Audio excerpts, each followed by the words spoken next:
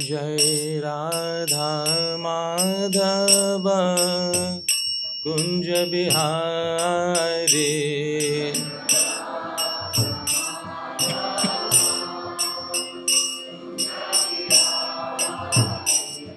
Jai Radha Madhava Kunja Bihari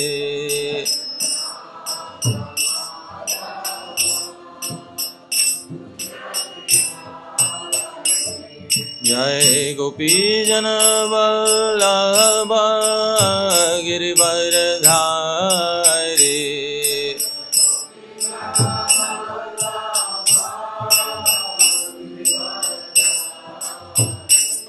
Jai Gopi Jana Vallabha Girivardhari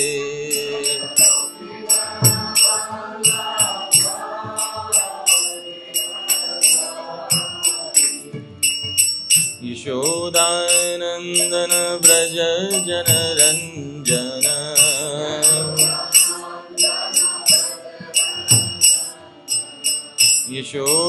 Yashodanandana Vraja Jana Ranjana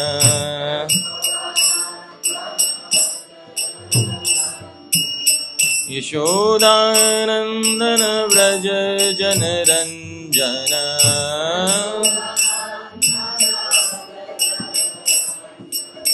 Yamuna Tira Vanachari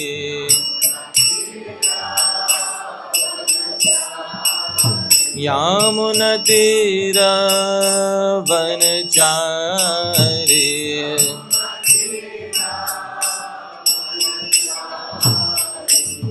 Jai Radha Madhava Kunja Bihari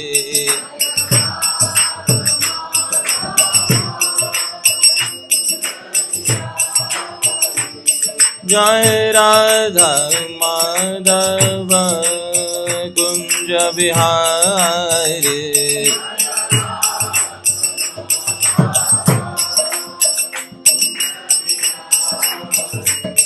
Jai Radha Madhava Radha Madhava Radhe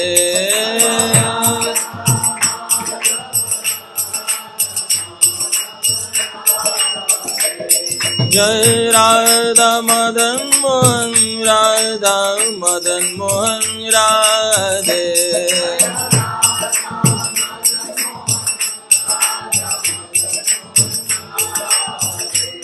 Jai Gauranitai Jai Gauranitai Jai Gauranitai Jai Gauranitai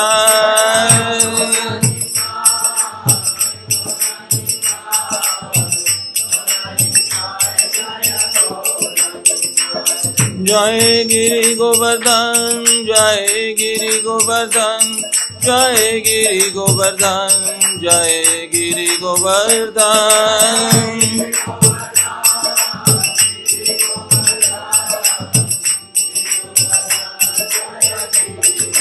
Jaya Prabhupada, Prabhupada, Prabhupada, Jaya Prabhupada.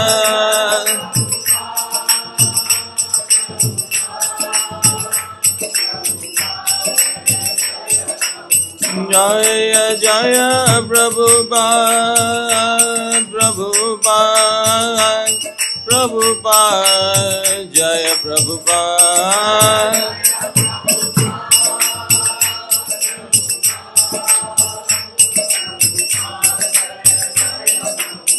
Jaya Jaya Gurudev, Gurudev, Gurudev, Jaya Gurudev.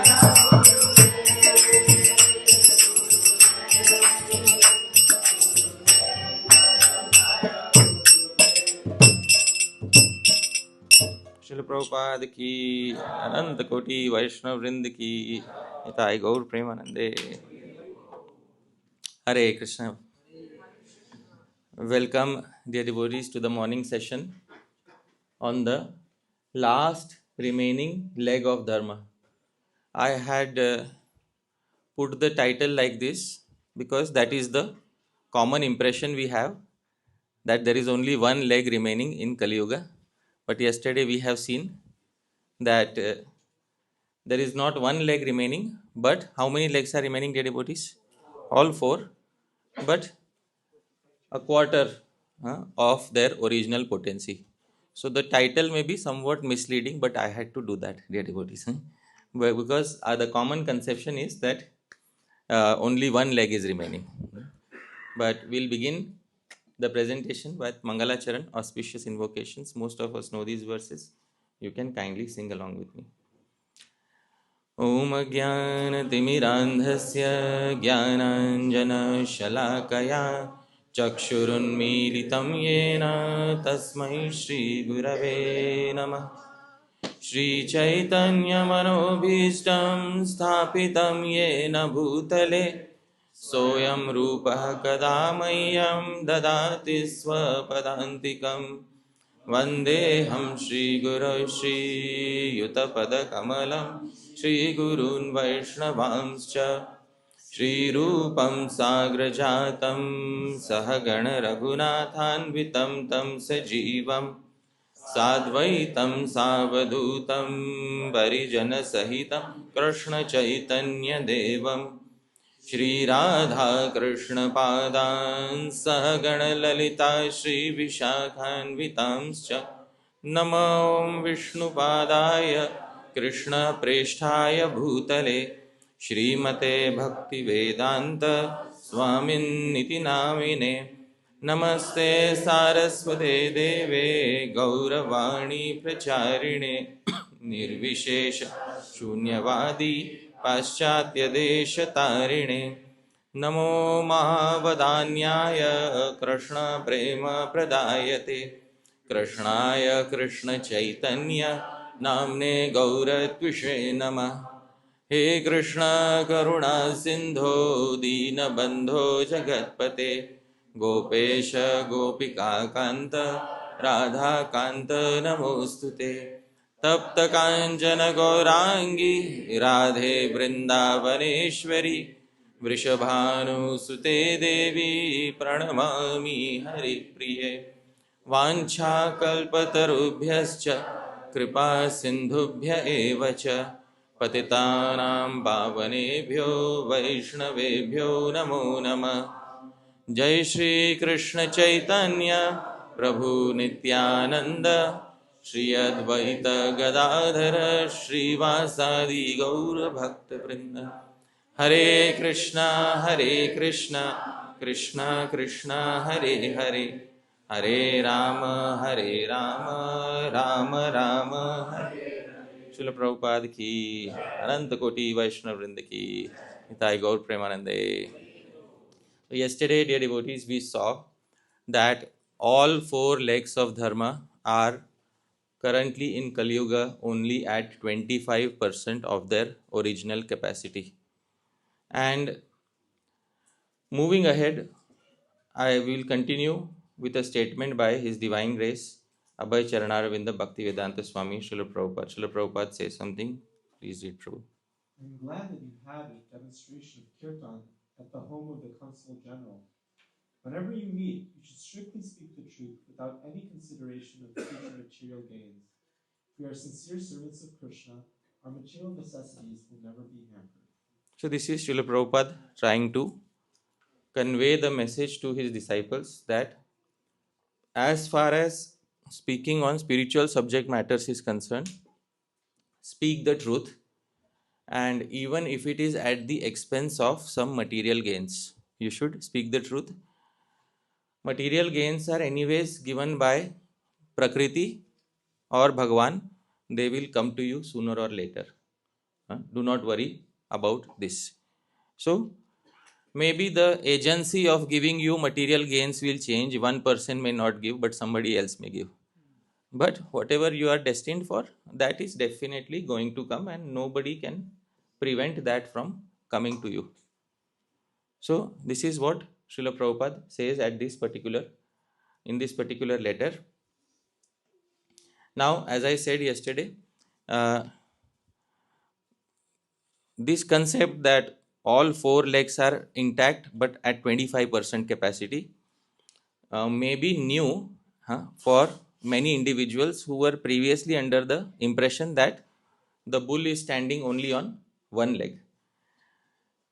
Many years ago, I spoke the same thing and I quoted Srila Sridhar Swami as I quoted yesterday. So, after the talk, a particular devotee came to me and said, "You should speak what is given there. Huh? Don't speak from so much from the previous acharyas, you speak what is given there." So, as I said yesterday, also, as I had quoted about the rasas, and every rasa Sri Rupa Goswami says is the highest when he is describing that rasa. But some individuals will not want to listen.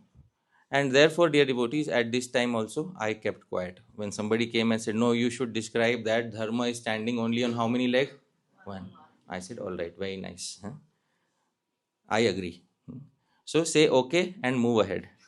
But therefore, Bhartrihari says something about individuals who do not study in detail. Here is a verse from Bhartrihari in the meter Shikharini.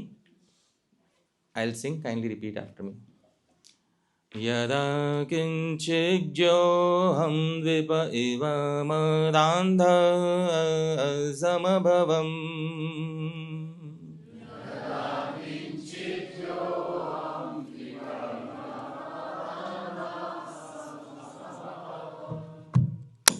तदा सर्वज्ञोऽस्मीत्यभवदवलिप्तं मम मनः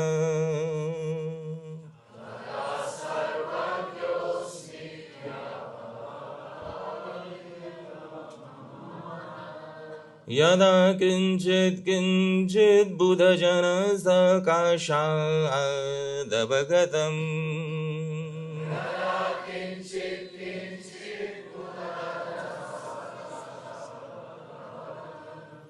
तदा मूर्खोऽस्मीति ज्वर इव मदो मे व्यपगतः.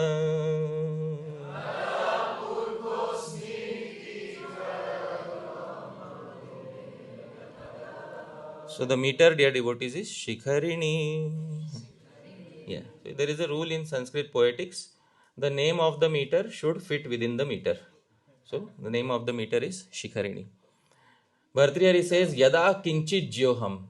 There was a time when I had little knowledge. And when I had little knowledge, I was burnt up by the arrogance of that little knowledge. And Maharaj was mentioning this point. Many times we Hare Krishnas think we know everything. Dvipa iva madhandha. I became as blind and intoxicated, as arrogant like an elephant in heat. Tada sarvagyosmi iti. And then I was thinking I know everything. Abhavad avaliptam mama mana. And my mind was overcome by this feeling. But gradually, time is the best teacher. Yada kinchit kinchit. Gradually, however, Buddha jana sakashad avagatam. When I spoke to many learned people, not one, not two, but many learned people I spoke to, then I realized, Tada murkho smiti. What a great fool I am. Jvara iva mado me vyapagata. And my arrogance calmed down like a fever after that time. Pranvala Prabhu, here is the translation. When I became a little knowledgeable, I became arrogant like an elephant in heat. And I foolishly thought myself to be omniscient. However, as and when I got acquainted with intelligent people, I realized what a fool I was, and my arrogance came down like a fever that had been treated. So, dear devotees, although at that time I did not say anything to this individual, but a few days later I again met them, and then I thought maybe I should say something. It's not good to keep quiet always. So I said, Dear Prabhu, I want to show you some verses in the Bhagavatam itself. Alright? So here are some verses from the Bhagavatam in the 12th canto. Tretayam dharma padanam turyam shohiyate shanai Adharma padairandrita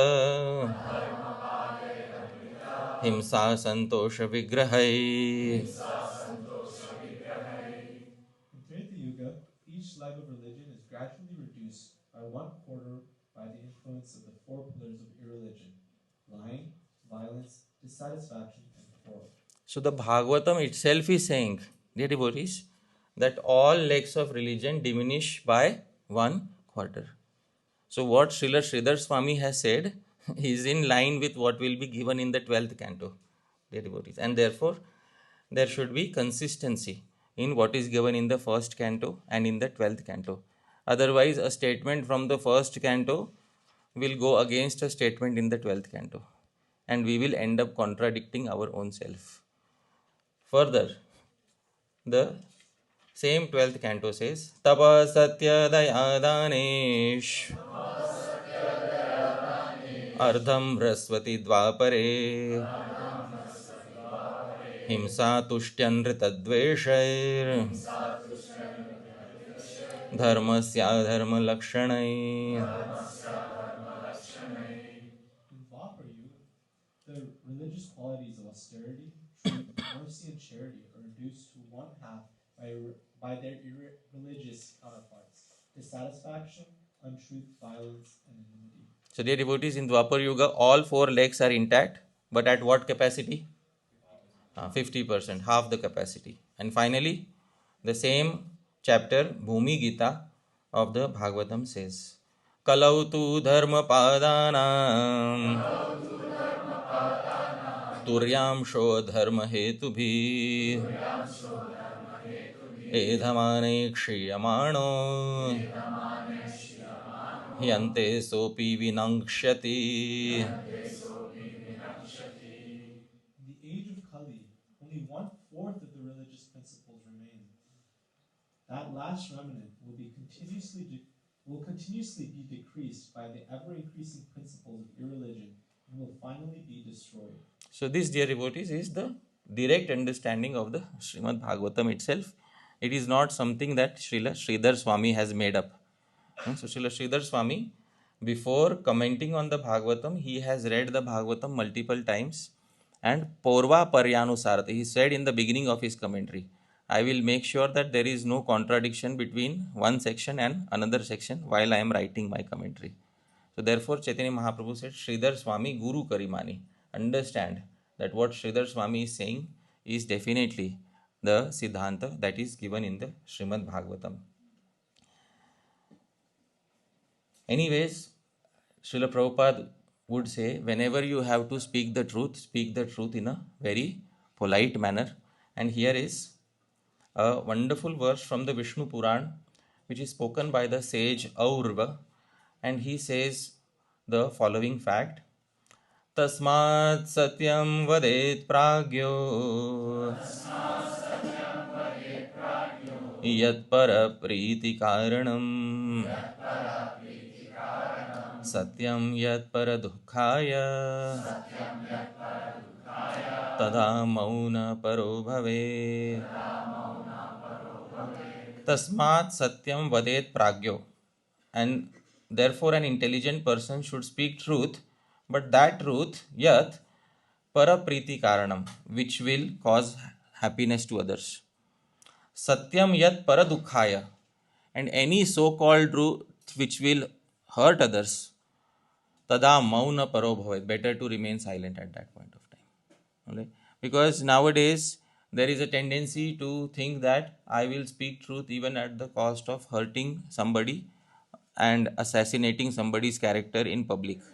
So this is not what is recommended in Shastra. What Shastra says is this, that one should speak the truth if it positively affects the other person. Here is the translation. One should speak truth that causes happiness in others. Regarding truths that cause sorrow to others, a wise person should remain silent. Yeah. Otherwise, if everybody starts speaking harsh truths to each other, we will no longer have a society. I hope you are able to understand. Amongst many people, you may see one person who is saying, I will speak the harsh truth even if somebody else gets offended. I don't care. That person should realize that you are able to speak a harsh truth because there are 1,000 people who are not speaking harsh truths. One person is able to speak harsh truths because there are 1,000 people who don't speak harsh truths. If those 1,000 people would also start speaking harsh truths, then we cannot have a properly functioning human society. Harsh truths can be spoken privately. As I said yesterday, there are two types of discourses. One is called uh, upanyasam. Upanyasa is public discourse as we are having here. And second is called as kalakshepa. Kalakshepa is private discourse, but mostly in the society of Vaishnavas, it is difficult to have kalakshepa, where private discussions, where you are sharing heart to heart and you are expressing all the doubts that you have in your heart about a particular topic. Usually, Upanyasam, general lectures, are the opportunity for us to speak something. Therefore, I said this lecture is, although it is Upanyas, it is bordering upon Kalakshepa. So this is the mood with which I am presenting this particular talk. Does it mean that we should never speak lies? That is also an important thing. So speaking lies is allowed on certain occasions, and Bhishma Dev specifies this in the Mahabharata. Please sing after me. Bhavet satyam na vaktavyam vaktavyam anritam bhavet yatranritam bhavet satyam satyam vapyanritam bhavet. When a lie serves the purpose of truth, for example, if it saves a living being from danger, or when the truth itself becomes a lie, if it puts someone's life in danger, then on such occasions one should not speak the truth. Those situations, speaking a lie is appropriate. So this is an exceptional situation according to the knower of Dharma, Shri Bhishma Dev. Of course, in the Bhagavatam, you will find some statements that स्त्रीषु नर्म विवाहे च वृत्त्यर्थे प्राण संकटे गो ब्राह्मणार्थे हिंसायां नानृतं स्यात् जुगुप्सितम्. In flirting with the opposite gender, in arranging a marriage, speaking lies is allowed. There's one such verse in the Bhagavatam. Srishu narma vivahe cha vrityarthe prana sankate go brahmanarthe. But in that verse also, go brahmanarthe hinsayam. This is included, that if you have to protect innocent people, cows, brahmanas, Vaishnavas from violence, then speaking lies is allowed. Right? But we should not make it a standard that while arranging marriages or while we are fixing our future marriage proposals, we will end up speaking lies, and later we will quote the verse and say Bhagavatam allowed me to speak lies, so I'm sorry I spoke a lie, and so this should not be done, dear devotee. What the situation in which a Vaishnava can speak lies, this situation is the applicable situation. Now, of course, in an assembly, when we gather together, it's a very big responsibility on the shoulders of the entire society that we should have assemblies where truth is spoken. If all assemblies that we have compromised truths, then actually it is not serving the purpose of an assembly. Therefore, the purpose of a society is to have a true assembly, and a true assembly is characterized by 4 features as given by Sri Vyasadeva in the Mahabharata. न सा सभा यत्र न सन्ति वृद्धा न ते वृद्धा येन वदन्ति धर्मम् नासौ धर्मो यत्र न सत्यमस्ति न तत्सत्यं यच्छलेनाभ्युपेतम्. ना सा sabha, it is not an assembly, yatra na santi vriddha, if elderly individuals who are experienced are not present in that assembly. So here is the translation, please read. Any assembly without experienced elders is not truly an assembly. Yeah, because you always need experienced people to guide an assembly in the proper direction. Na te vriddha, and elders, experienced elders who do not speak dharma are not truly elders. So this is what Sri Vyasadeva says in the Mahabharata. Because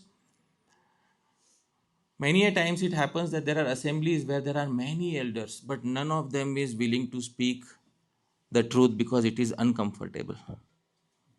They can speak it politely, but they won't even speak it politely. So Sri Vyasadeva says, elders who do not speak of dharma are not truly elders. There is a way of speaking dharma, the truth, politely. And there should be elders in the assembly who should have the courage to speak the truth in a polite manner. And as Srila Prabhupada said, without worrying about material gains or losses.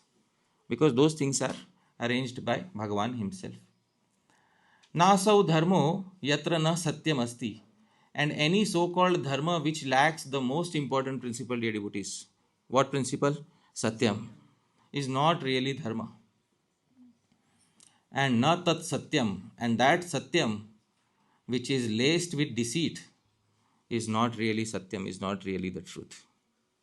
So this is the highlighting characteristic of any sabha, especially when we are discussing privately, kalakshepam. So especially when private discussions are going on, this should be the case. It's not that in Gaudiya Vaishnavas we don't have a term for private discussions. We have, it is called Ishta Goshti. There is a term for that. But Ishta Goshtis are supposed to be private discussions where you are free to speak anything without the fear of being quoted in the future. That is what is supposed to be an Ishta Goshti. What is known as Kalakshepam in the Sri Vaishnav terminology. Anyways, we will go to the verse with which Sri Vallabhacharyas concluded in the last particular session. Ahankara vimudheshu satsu papanuvartishu labha pujartha yatneshu Krishna eva gatirmama ahankara vimudheshu. See, in this age of Kali, he is saying satsu. Many saintly people also have become vimudha, have become infatuated by pride, ahankar. You may try to find a saintly person, but many times you will find saintly people, but they are having infatuations about their own glories. And this is not about any particular ashram. There are sadhus in Grihastha ashram, there are sadhus in sannyasa ashram, there are sadhus in brahmachari ashram. In all varieties of such sadhus, you may find such characteristics. So, Sri Vallabhacharya is not speaking about any particular varna or any particular ashram. He is speaking about the common sadhu society. You will find in amongst all varieties of sadhus, there will be people like this. Papanuvartishu, and some of them are seen to be engaged in the path of sinful activities. And if not that, labha, puja, artha yatneshu, there is immense competition for material profits, for adoration, and for gaining some selfish motives. In such a condition, what is the conclusion, dear devotee? What is the last line? Krishna eva gatir mama. Krishna is my exclusive refuge. Please read, Prabhu. In this age, when even the saintly souls have become infatuated by pride, when they are seen to be engaged on the path of sinful activities, and when they are hankering for profit, adoration, and selfish motives, then Krishna alone is my refuge. Dear devotees, traditionally, religious organization, the traditional religious organization in India are the four mathas of Sri Adi Shankaracharya. Perhaps the oldest remaining monastery, in India. And in the previous century, there was a very learned Vidwan who composed his thesis on Dharma Shastras. And in this, he took up a very honest look at the institutions of Sri Adi Shankaracharya as they existed in the 20th century. So this Vidwan was Mahamahopadhyay Shri Pandurang Vaman Kane. He is Bharat Ratna. He was given the highest civilian award and is a member of Rajya Sabha, Parliament in India. And he spoke the Satya. He spoke the truth when he was describing the condition of sannyas and the institutions in Kali-yuga in which sampradaya, dear devotees? Sri Adi Shankaracharya. I am giving a few of the points that he noted. Now, this is slightly uncomfortable truth, but dear devotees, as I said, I am speaking something which should be spoken in a kalakshepa, in a private discussion. But since there are not many opportunities for that, therefore, I am taking some liberty here. Following are the observations of Sri Pandurang Vaman Kane. He said that in the beginning, when Sri Adi Shankaracharya established the four mathas, the rules and regulations were being followed very nicely. And Sri Adi Shankaracharya was a brahmachari till the end of his life. He remained celibate till the end of his life, and he established four mathas in four places: Sringeri, Puri, Dwaraka, and Badrikashram. There are four places where Sri Adi Shankaracharya established. Then gradually the number of faithful people increased, and these faithful people started giving donations, and so much donations that the mathas became replete with gold donations, deities of various metals, etc. After this, even amongst the sannyasis of Sri Adi Shankaracharya, there became 10 branches. And he gives the names of those 10 branches, 10 surnames: Tirtha, Ashram, Vana, Aranya, Giri, Parvat, Sagar, Saraswati, Bharati, and Puri. So these are 10 surnames in the Sampradaya of Sri Adi Shankaracharya. And after some times, new mathas started cropping up and started claiming that we were also included in the original list of mathas which were given by Sri Adi Shankaracharya. He gives the names of a few of them, which I will not mention here. But besides the original four, other mathas also propped up. These mathas then started inventing disciplic successions in order to justify their lineage. And in some of the disciplic successions, it is said that Adi Shankaracharya lived for 700 years and directly established our matha. So, in this way, some claims were made. And then he said, uh, now he starts speaking about some of the Vaishnava Sampradayas, dear devotees. All right, so please don't feel bad. All right, but he says, in the Sampradaya of Sri Vallabhacharya, for this reason, they don't give sannyas. Sannyas is anyways, he says, forbidden in Kali-yuga. He's a very renowned scholar in Dharma. He studied the Dharma. He says sannyas is anyways forbidden in Kali-yuga, so they don't give sannyas to anybody. But the tendency of sannyas still doesn't seem to go away. Even in such sampradayas, householders try to say that we are living like sannyasis, and they take the title Goswami.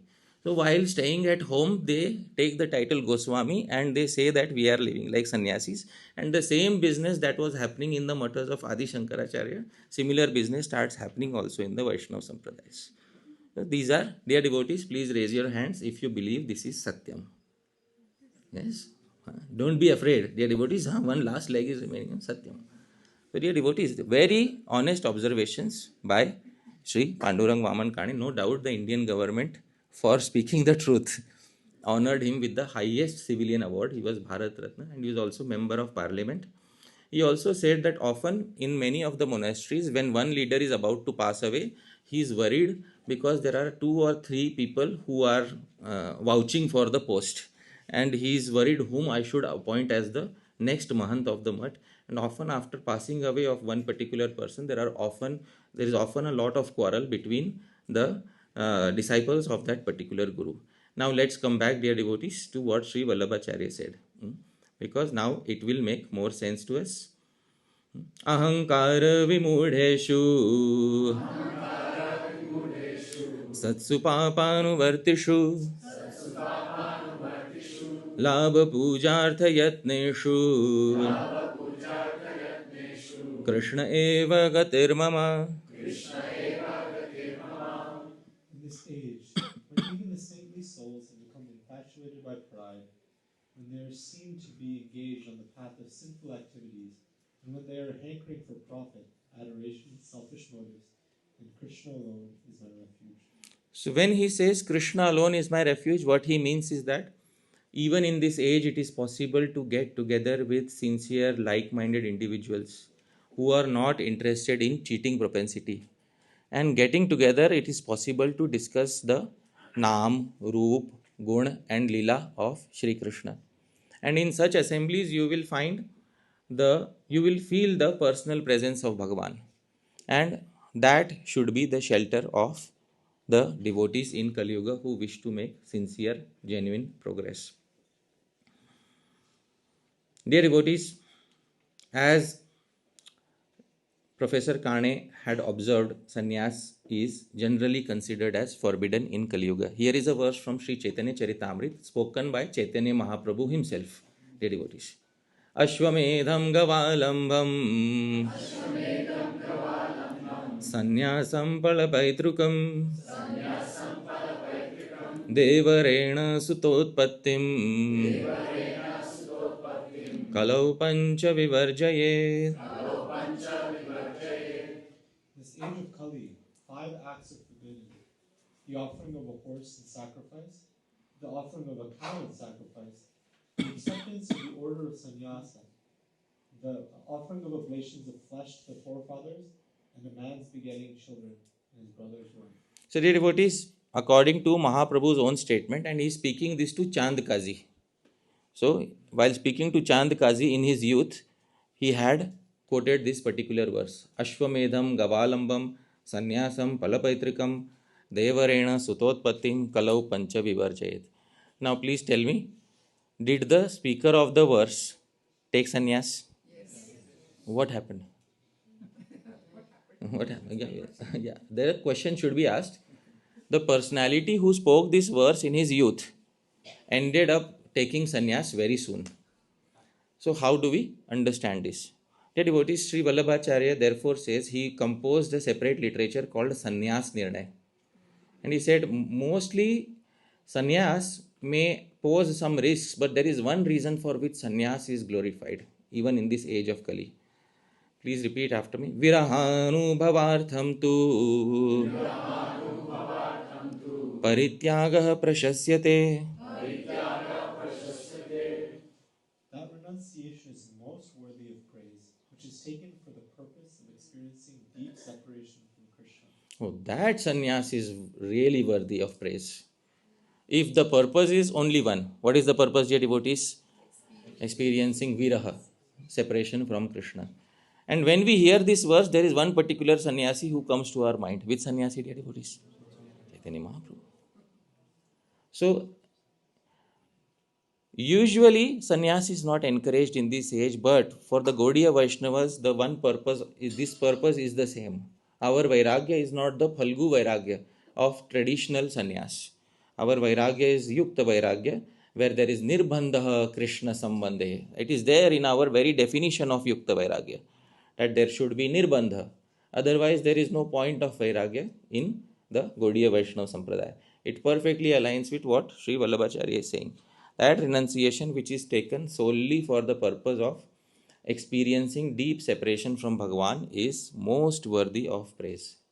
So, wonderful, dear devotees, any of you who have the thought process that I wish to take to renunciation, here is the perfect motivation for taking to renunciation. When our motivations align with this motivation, you can be in any ashram whatsoever. You can also sit at home and call yourself a Goswami. No problem. But this particular motivation should be present at that particular time. Okay, so this is the pristine conclusion of the Vaishnava Sampradayas. Anyways, Sri Vallabhacharya continues in his Krishnashraya Stotram.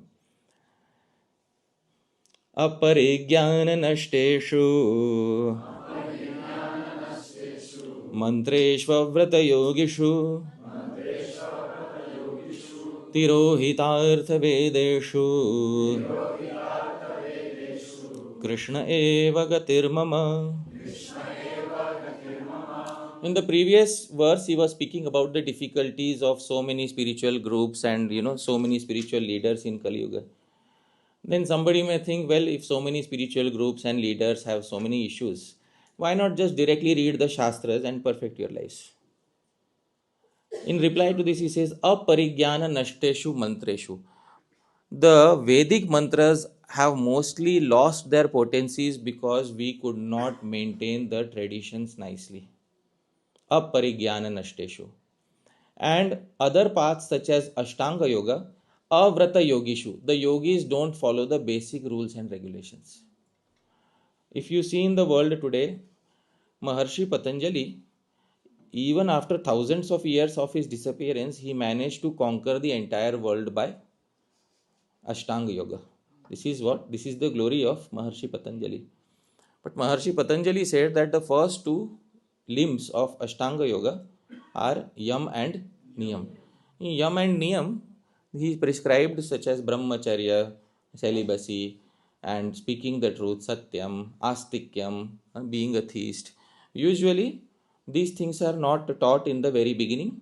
Usually, you directly start with the third limb, Yam, Niyam, and what comes after that? Asan. So, directly you start with Asan. And so this became known as Hatha Yoga, forcible yoga, where the rules and regulations will come later. First, directly start with asana, so that later you will have yam and niyam, because it's so difficult, yam and niyam are difficult things. So later asana will come.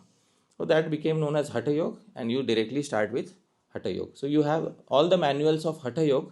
They start directly from the third step. And what is the third step, dear devotees? Asana. That became popularized instead of the traditional Ashtanga Yoga of Maharshi Patanjali. And today, in all the yoga studios around the world, you will find instead of Ashtanga Yoga, they are teaching which yoga, dear devotees? Hatha Yoga. Because rules and regulations will come later on automatically once you perfect asana. So this is what is going on.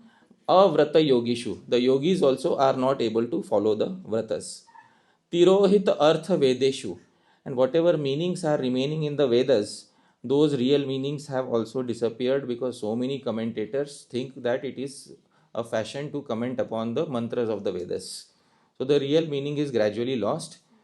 In such a situation, dear devotees, what is the solution? Krishna eva gatir mama. This is the solution remaining. Please read the translation.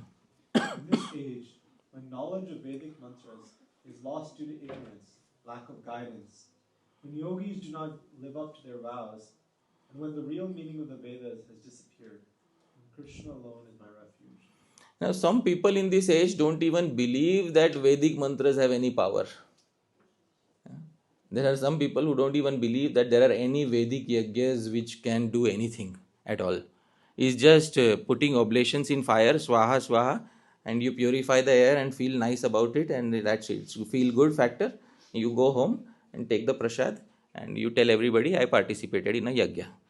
So, this is the Nastikya, this is the atheism that some people have in this particular age. But if those who are looking deeply will find Vedic yajnas that work even today. How many of us would like to have a look at a Vedic yajna which causes rain even today? Yes, oh, wonderful. So I am giving this is you can go home and research about this, all right? So, dear devotees, here is a news article from 2011, a Vedic yajna that is held regularly almost every few years. And Prabhu, you can read what the title of the news article is. Rain lashes Kerala village as fire ritual ends. All right. And please read the text subtext below it. Punjab, Kerala. About 200,000 people watched in utter astonishment as the starry night suddenly turned cloudy and a heavy downpour, accompanied by strong winds, drenched the Yagyashala. Yes. So, dear devotees, even today in Kerala, there is a more than 10,000-year-old yajna remaining, which immediately causes rain, that too in the summer season. They don't do it in the rainy season. They do it in the summer season. I am giving you the name of this yajna, dear devotees. This is called Panjal Athiratram. Even today, this more than 10,000-year-old yajna is still existing. And Panjal is the name of the place. Athiratram is the name of the yajna. And many Vidwans, many scholars around the world, every time Panjal Athiratram is held, they come to record their observations, and every time there is rainfall, right in the middle of summer. And here is a list of names of some individuals, some learned individuals who attended the previous Panjal Atiratram in 2012. Please read.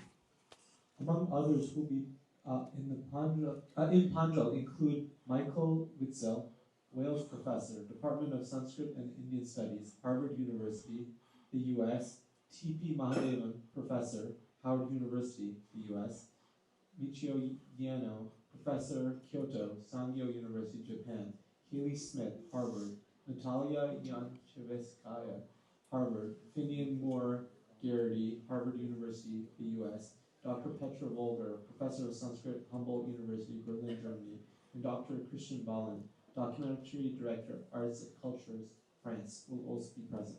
So, dear devotees, for many people to be interested in this, there should be some track record of Panjal Atiratram. So even in this age, there are Vedic yagyas that work, and I have given an example of this. But most of the other Vedic yagyas are lost. Let's go back to Sri Vallabhacharya. Aparigyan nashteshu mantreshva yogishu tirohitartha vedeshu Krishna eva gatirmama. Once again. In this age, when knowledge of Vedic mantras is lost due to ignorance, lack of guidance, when yogis do not live up to their vows, and when the real meaning of the Vedas has disappeared, then Krishna alone is my refuge. This, dear devotees, is the Satyam. It is Vedas and Vedic mantras have efficacy. It is not Asatyam, it is Satyam, dear devotees. It works even today. But the meanings of those Vedas are mostly lost in this particular age. Further, Sri Vallabhacharya says, Nana Vada Vinashteshu Sarva Karma Vratadishu Pashandaika Prayatneshu Krishna eva gatirmama. Nana Vada Vinashti. Somebody may say, okay, we cannot read the original Vedas, we cannot understand them. But some portion of Vedic culture is still remaining in the villages and so many other parts. He says, Nana Vada Vinashteshu. All varieties of Vedic duties and vows are also being destroyed by the various opinions and arguments that recent scholars are giving. Sarva karma vratadishu. All karmas, all vratas, all vows are gradually getting affected. Pashanda eka prayatneshu. Gradually they are turning into blind belief. Sometimes even in Dwapar Yuga, this happened. Well, like when Krishna asked Nanda Maharaj, why are you worshipping Indra? This is family tradition. The devotees, actually worship of Indra is in the Vedas. But the tradition was continuing for so long that the Vedic connection was lost and it only remained as a family tradition, and they could not trace it back as to which Veda we are following when we are worshipping Indra. Krishna said, stop this. Better we will start worshipping somebody else. Whom, dear devotees? Govardhan. So Krishna himself was not in favor of maintaining traditions where the Vedic connection is lost. And therefore, Krishna eva gatir mama. Please read. In this age, when all varieties of Vedic duties and vows have been destroyed by various differences of opinion, and when such duties and vows are carried out mainly out of cheating propensity, then Krishna alone is my refuge. But one thing I will request to all of you devotees, if you see in any part of the world any genuine part of Vedic culture remaining, then by all means please try to support it. It will be very big seva, dear devotees, for the cause of Bhagavan, because very little trace, a few traces of Vedic culture are remaining around the world. Whatever remains, please try to support it, and please try to make sure that it prospers, because that is perhaps the only way in which human society can remain happy in a holistic manner. The only other way is Krishna eva gatir mama. An alternate path is always there. But wherever you get an opportunity to preserve Vedic culture, genuine Vedic culture, please make sure you put your utmost efforts to do it. It is upon the shoulders of all of us. We call ourselves a Vedic society, isn't it, dear devotees? What is the use of a Vedic society that doesn't help preserve the original Vedic culture? Therefore, it is our Vedic society is not meant to erase the remaining traces of Vedic culture throughout the world. It is meant to preserve and nourish whatever traces remain around the world. Therefore, Krishna eva gatir mama. Further, dear devotees, Sri Vallabhacharya says that all such duties and vows also nowadays are carried out of cheating propensity.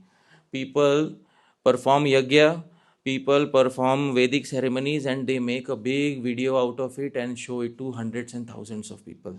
Yet devotees, self-advertisement is on the rise in this particular age. And it is Satyam. And I should speak the Satyam here because this is the final remaining strongest leg of religiosity is Satyam in this age. Dear devotees, advertisement, self-advertisement, especially of Vedic ceremonies, if you do over-advertisement of them, it washes away all the piety that you have earned in that particular ceremony. This is specified directly in the 11th canto by Sri Krishna to Uddhav. Please sing after me. Kritasya parikirtanam. Many qualities of a devotee he is describing. One of them is this. Please read. Not engaging in excessive self-promotion or advertisement of one's activities of dharma. Yeah, excessive self-promotion and beating one's own drum. See, I did this big dharma. Dear devotees, this is not appreciated by Bhagwan a lot. The best activities of dharma are those which are done silently without speaking anything to anyone. Those are the best activities of dharma. Commentators on this verse quote an ancient smriti which says, Dharma ksharati kirtanat. Religiosity, dharma, is greatly diminished by over-advertisement and self-promotion. So it's very important to understand that when we engage in over-advertisement and self-promotion, we lose whatever piety there was in that particular ceremony. Especially devotees should also take a note of this. Now, in the entire world, and I should also say, especially in India, because I come from that part of the world, there is a the new trend is to overly glorify all Vedic ceremonies and advertise them, especially vivaha, marriages. Whatever punya is earned through such ceremonies is immediately lost by over advertisement. Therefore, we should take care, especially as Vaishnavas, to not engage in excessive over advertisement or self glorification. Somebody told me most people nowadays want a wedding, they don't want a marriage. That's what I was told. Most people want the wedding ceremony, they don't want a marriage. So, this is the direction in which we are heading. So, dear devotees, we should take care. This is the Satya. It may be little uncomfortable. Actually, ideally, it is supposed to be spoken in kalakshepam, in private discussion. But I am taking a little liberty here because speaking Satya is sometimes essential. Finally, moving ahead, Sri Vallabhacharya says, Ajamiladi doshanam nashako nubhave sthita gyapita khila mahatmya Krishna eva gatir mama.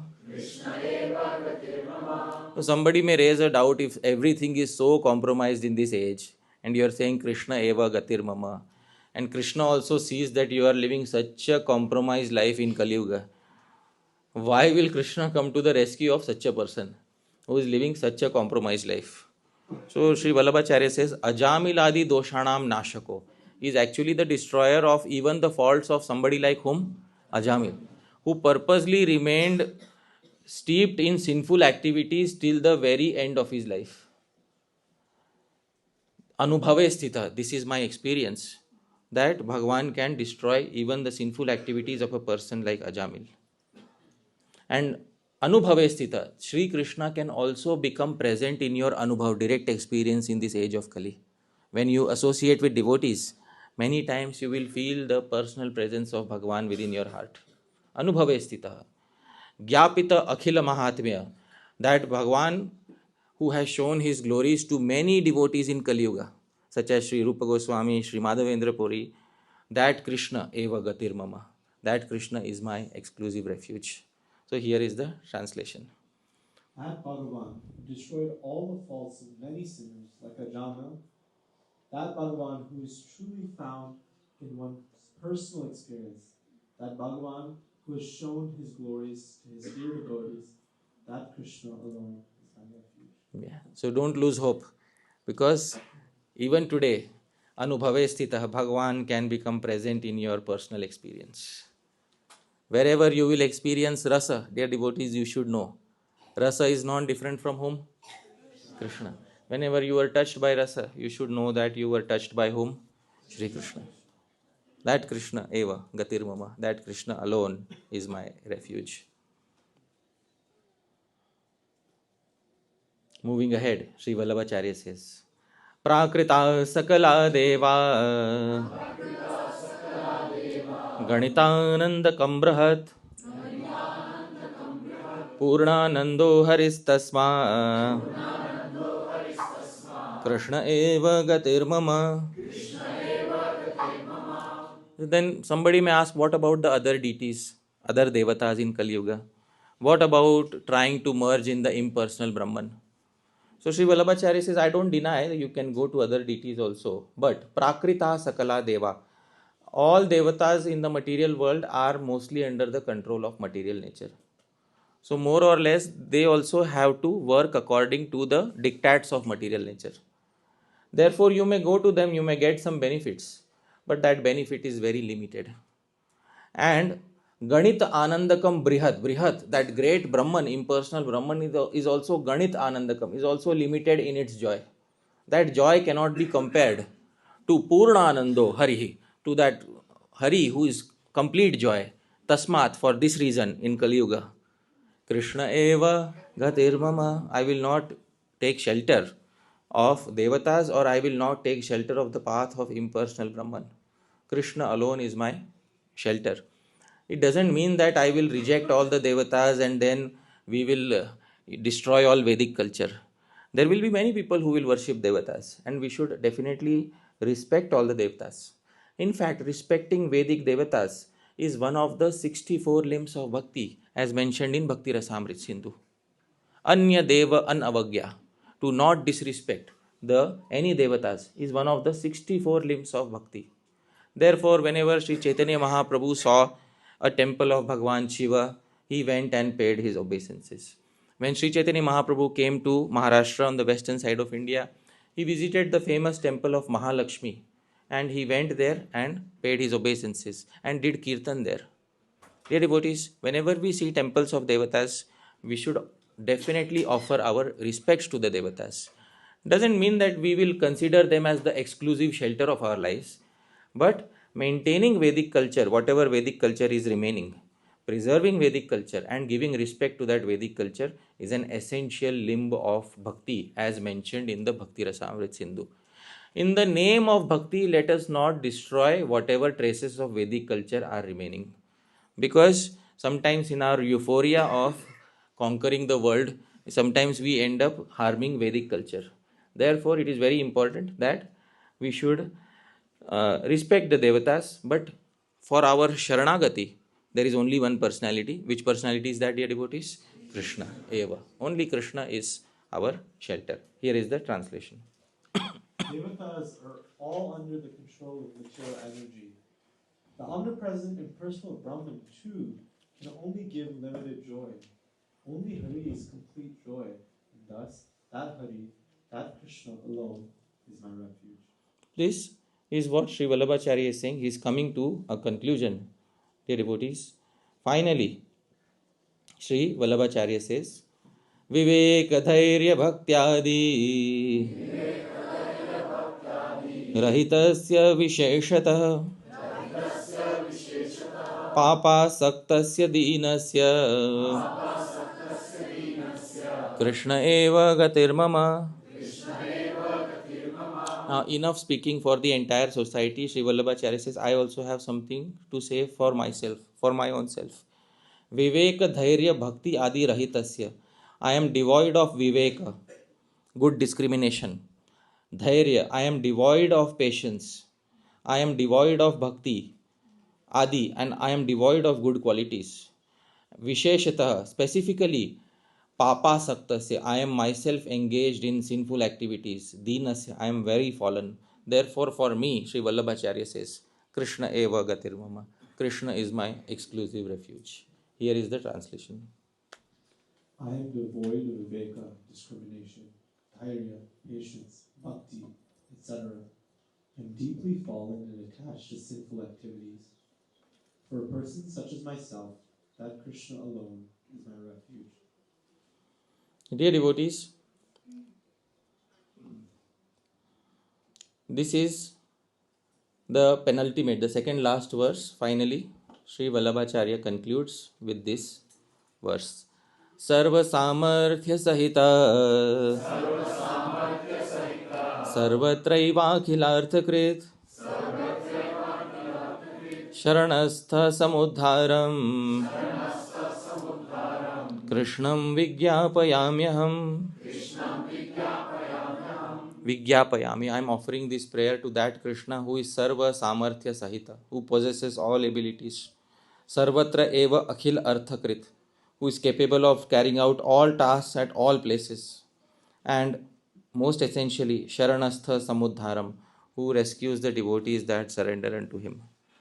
I offer this prayer to Bhagavan Sri Krishna, and this is Satyam, dear devotees. This is the limb of truth that is most powerfully present amongst the four limbs in this age of Kali. The limb that is being attacked by this age of Kali-yuga. But this, dear devotees, is what Sri Vallabhacharya had to say. I'll pause my speech here. Thank you very much. Yadatra skhalitam kinchit vidvam saha purayantu tad. Yadatra saushthavam kinchit tad guroreva me nahi. Yadatra skhalitam kinchit. If anything that I said was incorrect, or if you didn't like it, dear devotees, some uncomfortable truths might have been spoken. But vidvamsa, you'll learn it, devotees. You'll understand the motivation behind it. Purayantu tat. Please correct any mistakes. Yadatra saushthavam kinchit. But if there's anything nice, tad guroreva. It belongs to my gurujanas. Me nahi. It doesn't belong to me. Thank you very much, dear devotees. One reminder, there is a basket here, and in this basket you can put your questions, and should they mention the name of whom they want to? I think it is good if you have questions and you wish that these questions are answered by either Hari Parshad Prabhu or myself. It is, you can say, for Hari Parshad Prabhu, my question is such and such, and then this question will go to Hari Parshad Prabhu and he will answer it in the same way with the other speakers. Yes? Once again, I would like to say the quality. Yeah, yes. Once, once it,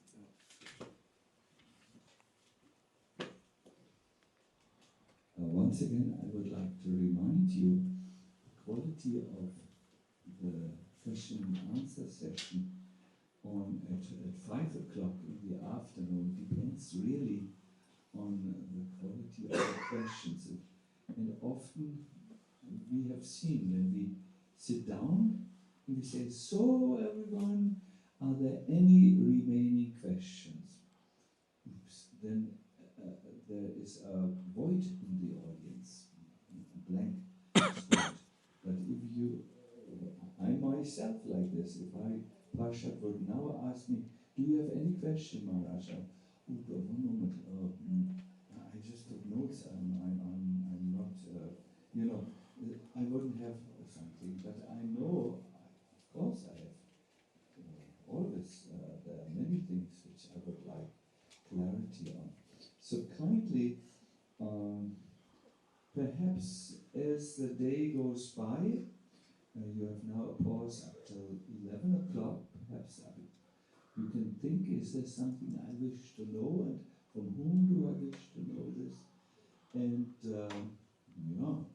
and then your latest call is 5 minutes before 5. And this beautiful basket, which is, I mean, the king of all baskets is waiting for you. Good. This is clear, no? Yes. Fine. Then where is Gaurahari? Here. So we should pause now. Oh yeah, should we ask our names on it? Should we write our names on it? I would say no, but don't ask. Take this as a possibility to ask real mean questions. Loaded questions. Loaded questions. But I think it is better. As you wish, you can write your name, or you may not write your name, as you wish. But let it be, anyways, you are all nice devotees, it will be nice questions. No. I'm just thinking, because today the schedule is a little bit more tight, we have somehow to include the Sunday feast program, because we have sometimes guests coming, and it's good that they have a program when they come on Sunday. That means we have to make you the lecture of Hari Parshad, the noon lecture, we have to end it 15 minutes before. So maybe it could, because we have the question answer later in the afternoon, I would suggest maybe it's wise to not take question at this moment. Sure. So everyone can take breakfast, take rest, and be ready for 11 o'clock. Yeah. Thank you. Okay. Thank you for that.